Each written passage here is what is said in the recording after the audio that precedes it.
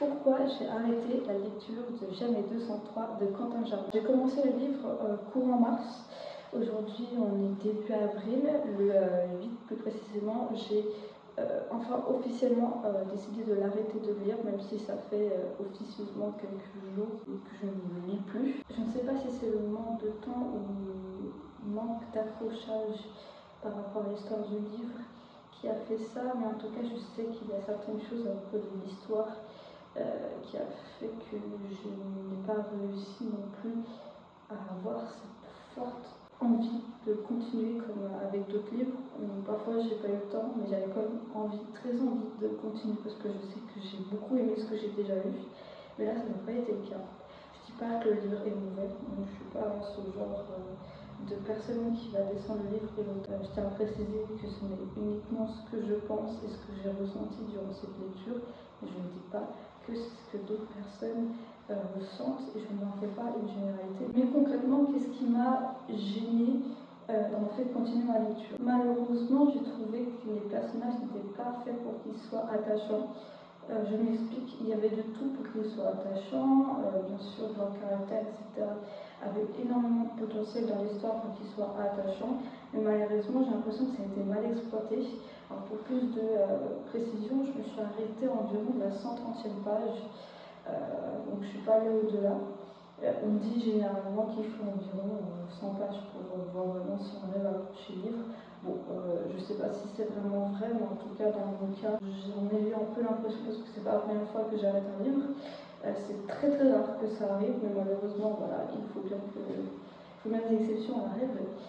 Et donc en parlant des personnages, concernant Stella, malheureusement c'était trop axé sur la mort. On comprend son angoisse à ce niveau-là. Je ne vais pas vraiment spoiler le livre, ça c'est quelque chose qu'on sait à peu près normalement au début, donc c'est pas vraiment un spoil. Mais j'ai trouvé qu'on pouvait trouver autre chose au-delà d'elle sur son personnage. J'ai trouvé que certaines scènes étaient trop longues sur elle, dans son point de vue, etc. Et du coup ça contrastait vraiment pas du tout avec Cole, qui était vraiment un personnage qui vraiment avait énormément de potentiel pour être attachant, mais qui n'était pas assez exploité à mon goût. On voyait bien qu'il était vraiment l'exact opposé de Stella, mais que malheureusement il était trop mis en second plan, alors que c'est vraiment le personnage principal masculin, d'où l'intrigue se tourne autour avec Stella, mais malheureusement il était trop mis en second plan à mon goût, et ça faisait que c'était trop axé sur Stella, et il n'y avait pas le bon contraste en fait. C'était trop axé sur Stella, et Cole il était trop mis sur le côté, et l'histoire n'était pas vraiment bien nuancée. En parlant des scènes longues, justement, j'ai trouvé qu'il y avait des scènes qui étaient beaucoup trop longues, beaucoup trop, trop expliquées, et malheureusement, je ne sais pas si c'est la plume de Quentin Jardin, parce que c'est le seul livre que j'ai lu de lui, c'est la première fois que je le lisais. Et j'ai trouvé que c'était la manière, en tout cas, de Jamais 203, donc ça a été écrit, c'était trop complexe. Alors je ne dis pas non plus qu'il faut écrire des romances un peu plan-plan, où il faut faire une phrase de 5 mots et ne pas aller au-delà et pas de vraiment détailler. Mais j'ai trouvé que c'était vraiment beaucoup trop lourd à lire, qu'on y perdait plus de sens qu'on en gagnait. Je ne sais pas si c'est clair de dire comme ça, mais en tout cas, c'est l'impression que j'ai eu un peu. J'ai l'impression qu'au lieu d'attraper les gens, ça perdait plus les gens parce qu'il y avait un peu de la répétition, on était trop sur le même sujet pendant trop longtemps, on n'avançait pas vraiment.